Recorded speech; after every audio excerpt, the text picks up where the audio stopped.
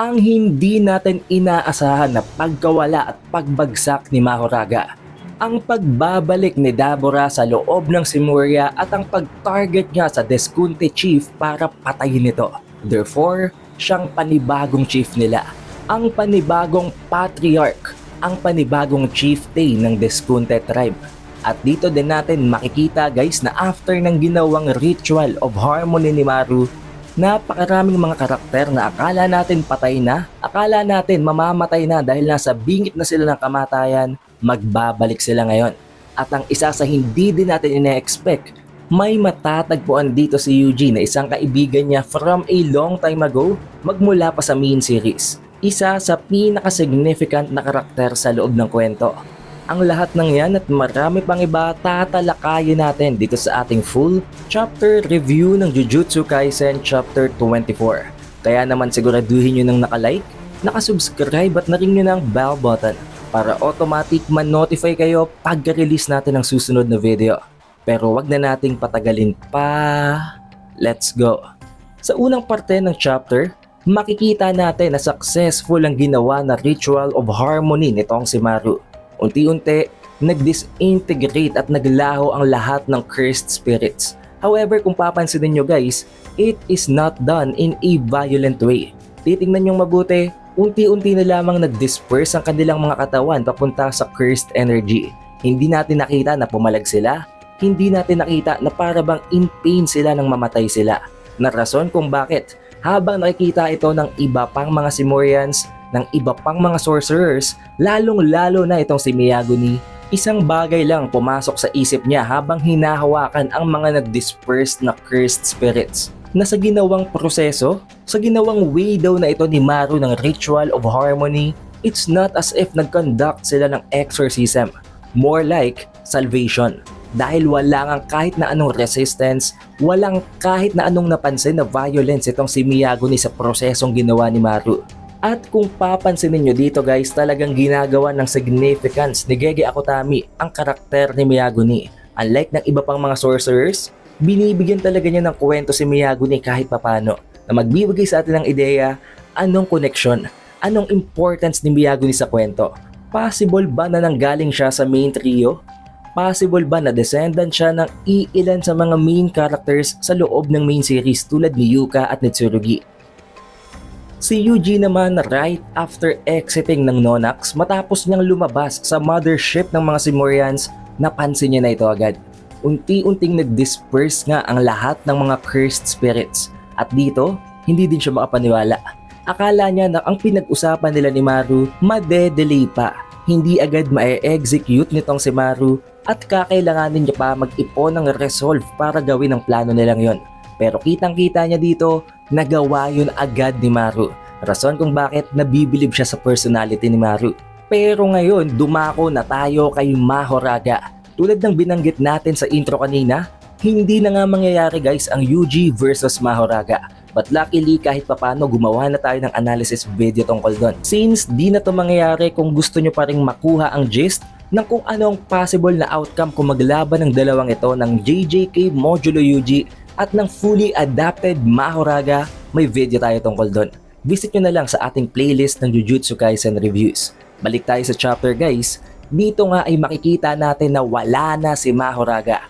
Bumagsak na ang 8-handled wheel. At alam nyo ang ibig sabihin nito, na-cancel ang ritual, possibly dahil umalis na nga itong si Dabura sa effective range ng ritual ng pag-team sa Ten Shadows. Again, uulitin ko, hindi pinatay si Mahoraga. Kusa siyang nawala, na-cancel ang ritual at ngayon nagising na itong si Yuka. Tulad ng binanggit ko before, isa ito sa mga way para hindi mamatay si Yuka. Kapag na-cancel ang ritual, kahit nasa state of suspended death siya, hindi siya mamamatay.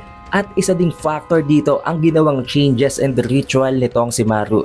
Dahil sa pagising nitong si Yuka, pinakauna niyang napansin, hindi na sumasakit ang ulo niya. Sumasakit ang ulo guys ni Yuka dahil meron nga siyang tumor sa kanyang brain. Meron siyang cancer. Rason kung bakit every time na lamang nagigising si Yuka, may nararamdaman siyang kirot sa kanyang utak. Pero ngayon wala na yon. Kaya napangiti si Yuka dahil na-realize niya possible na baka ginawa na yon ng paraan ni Maru. On the other hand naman, gising at buhay din itong si Tsurugi. Siguro gumawa ng paraan si Maru kahit napakalalim ng sugat ni Tsurugi na gawa pati nila itong ihil. Reverse curse technique o baka ginalaw din niya ang soul nito. Pero that is not that significant ngayon. Ang importante ngayon ay nakasurvive si Tsurugi. Habang chinecheck niya ang parabang monitor niya kay Yuka, napansin niya nagising din ito, which means buhay ang kanyang kapatid. Successful ang plano, hindi namatay ang kahit na sino sa magkapatid na ito at kahit na sino sa gitna ni Maru at ni Cross. Kaya ngayon napaka-casual na lang na nag-uusap nitong si Maru at ni Tsurugi na habang inaakit ni Tsurugi si Maru na umuwi, nag-agree lang itong si Maru na para bang walang nangyari. Then switching of scenes guys, makakarating tayo ngayon kay Dabura. And I will tell you na literal na aura farming moment ito ni Dabura. Pagka-uwi nila ng Simuria, hindi na siya nagpaligoy-ligoy pa. Pinuntahan niya agad ang Deskuntan Chief at binabalak niyang patayin ito. Gulat na gulat, kabadong-kabado at pinangingilabutan ng Deskuntan Chief. Habang kasama niyang dalawang Simurian bodies, hindi niya na naituloy ang kung anumang balak niya sa dalawang ito. Dahil nga possible na patayin siya ni Dabura ngayon. Especially since, alam niyo naman guys, nilagyan nga ng curse ng Deskuntan Chief ang kapatid nitong si Dabura, si Speho, para magamit niya ito, para ma-blackmail niya ito. Takot na takot ang Deskuntan Chief. Tinawag niya ang mga guards at nakita niya na wala ng mga ito. Possible na baka pinigilan o pinatumba na ito ni Dabura. Tinakot din niya si Dabura na kung lalapitan niya ito, baka mamatay ang kanyang kapatid. Pinaalala niya kay Dabura na meron siyang curse at yun nga ginagamit niya para pasunodin itong si Dabura. However, nang makita niya si Speho, napansin niya agad na wala na ang curse. Na-lift na ang curse niya kay Speho at hindi niya na makokontrol pa si Dabura. Kaya ngayon, pinangingilabutan na talaga siya. Hindi na nagpaikot-ikot pa si Dabura, winasak niya ang buong castle, ang palas ng Deskuntan Chief. Wasak-wasak ito, literal na durog-durog. To the point na maging ang mga tao sa ground surface, pansin na pansin ang huge explosion. Pero ang isa sa mga ito, nakilala ang Lolo Ruka or ang jujutsu na ginamit sa explosion. Yun daw ay nanggaling kay Captain Dabura, which means si Dabura ay ang isa sa mga captain ng army ng Deskunte tribe. At kung papansinin nyo din guys, kung ikukumpara siya sa normal na mga Deskunte, napakalayo ng difference ng build nila. Literal na talagang towering itong si Dabura. Hindi natin may kakailangang rason kung bakit kinatatakutan siya dito. Ang malala pa dito guys, itinapo ni Dabura ang pugot na ulo ng Deskuntan Chief. Dahil dito, kinilabutan silang lahat. Habang si Dabura naman sinasabi na ngayong patay na ang current chief, siya na ngayon ang susundin nila. Siya na ang kanilang patriarch, ang bagong chief ng Deskuntan tribe. After nito guys, hindi nag-alinlangan ng lahat ng mga Deskunte. Lahat sila nag-bow down kay Dabura. Surely alam nila kung gaano ito kalakas, na ang rason lang kung bakit napapasunod ito ng Deskunte chief before ay dahil sa pang-blackmail dito. Ang pinakaunang order ni Dabura sa mga Deskunte bilang ang panibagong chief ay ang mag-create ng maayos, ng proper burial, ng maayos na libing. And after that, i-consider nilang isang hero itong si Dura. I-consider nila itong isang heroic spirit. However, matapos ang utos na yon, wala nang iba pang alam na susunod na ipag-uutos itong si Dabura. Na rason kung bakit after daw nilang gawin yon, magre-resign na siya bilang ang chief. Bahala na daw silang gawin kung anong gusto nilang gawin lahat.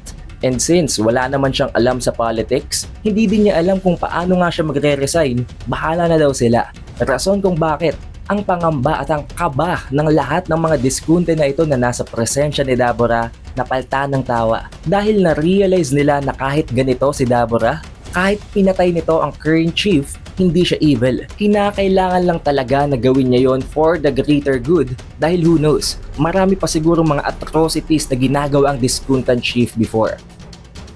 Ngayon naman makakarating tayo guys sa Tokyo kung saan nandoon na nakatusok at namamalagi ang mothership ng mga Simurians, ang Nonax. Sa loob nito, nagkakandak ng meeting sa gitna ng mga Lumelians at ang pinag-uusapan nila ay ang tungkol sa ginawang ritual of harmony nitong si Maru. Konting explanation guys, medyo mahaba ito sa context ng chapter pero gagawin ko itong simple and brief para sa inyo. Ang rason kung bakit nalilito daw sila sa Kalians at sa mga cursed spirit ay dahil sa may pareho silang color of souls. At ang naririnig nila mula sa Kalyans at sa mga cursed spirit ay ang mga souls na nasa loob ng color na yon. Tulad ng nabanggit natin before guys, ang souls ng Kalyans na tinutukoy noon nitong si Maru ay kaya ngang mag-house, mag-contain ng mga souls. Diyon ang naririnig nila. Kaya ang ginawang proseso nitong si Maru, diniversify niya ang color na yon para hindi na malilito ang mga loomer. Pero dito mag-a-arise ang isang problema. Ang malala dito guys, ang susunod na henerasyon o ang susunod na isisilang ng mga loomer or mga Simurians ay hindi nakapareho ng color ng soul ng mga Kalyans. Which means, ang reason not to attack ng mga Kalyans sa mga loomer ay mawawala na. Mananalify ito. Dahil ang rason niya kaya hindi nila inaatake mga loomer ay dahil sa pareho sila ng color of souls. Since magkaiba na ang color ng soul ng isisilang na new generation ng mga loomer, i-consider yun ng mga Kalyans na para bang iba. Kaya aatakihin nila yon at doon sila magkakaroon ng conflict. Ngayon, simple lang naman ang solusyon pero mangangailangan nito ng pagkakaisa at ng tamang desisyon na manggagaling sa buong tribe nila. Pero bago sila maka-reach ng conclusion, may iilan na nagalit dito kay Maru at dito kay Cross. Bakit daw ginawa nila yon? Isang napakalaking kasalanan daw nun. Kaya gusto nilang i-punish muna ang dalawang ito bago mag-proceed sa decision making. Na sinagot naman dito ni Jabba Roma, wag daw silang maingay. Kinakailangan nila yung gawin. Considering dito na nga sila titira sa Earth, magko-coexist na sila, kailangan nila yung tanggapin bilang sign ng adaptation. At ayon din dito kay Oski, napakarami niya pang gustong i-explain, napakarami niya pang gustong sabihin. Pero kung papatayin ng Kalyans ang susunod na henerasyon, kakainin nila ang susunod na henerasyon ng mga bata, wala silang choice. Kakailanganin nila yung patayin. Pero kahit nga ganun, desisyon pa rin niya yun. Kailangan nila ng desisyon ng buong Loomer tribe. Dahil currently, meron silang hinahouse na 52 na mga Kalyans sa loob ng mothership, sa loob ng Nonax. Oo, ayaw nila itong patayin, pero kung ang kapalit nito ay ang buhay ng next generation ng mga loomer, kinakailangan nila yung gawin. Kaya kailangan nilang mag-decide. On the other hand, makikita naman natin si Yuji Itadori na pumasok sa loob ng isang cursed warehouse. Hindi na specify kung saan, hindi na specify kung ano-anong nilalaman ng warehouse na ito. Pero may natagpuan siya na isang familiar looking na individual. And honestly, I think, alam ni Yuji na naririto ito. Binalikan niya lang ito at binisita. Ito ay walang iba kung hindi si Panda. The difference, kung manggagaling tayo sa main series guys, maliit pa rin siya. Hindi na dumagdag ang size niya dahil nakita nga natin na bawasan ang soul niya ng kalabanin niya si Kashimo Hajime. But still, tulad ni Yuji, itong si Panda ay may unaging body since isa nga siyang cursed corpse, wala siyang literal na flesh. Rason kung bakit kahit ngayon, buhay at nakasurvive pa rin siya. Pero ano nga bang binabalak ni Yuji sa pagpunta niyang ito sa cursed warehouse? Anong pakay niya dito kay Panda? Hindi na nabanggit sa chapter na ito, pero mai-explain yan for sure sa susunod na chapter, which will be released by this coming Thursday. Kaya para ma-notify kayo pag-release ng video na yon, siguraduhin nyo lang na naka-like, naka-subscribe at na-ring nyo ng bell button. Also, we have an official Facebook page and official TikTok account. Kaya mag-like at mag-follow na din kayo sa ibang platforms na yon. It is The Updated Weeb and I will see you guys on the next one.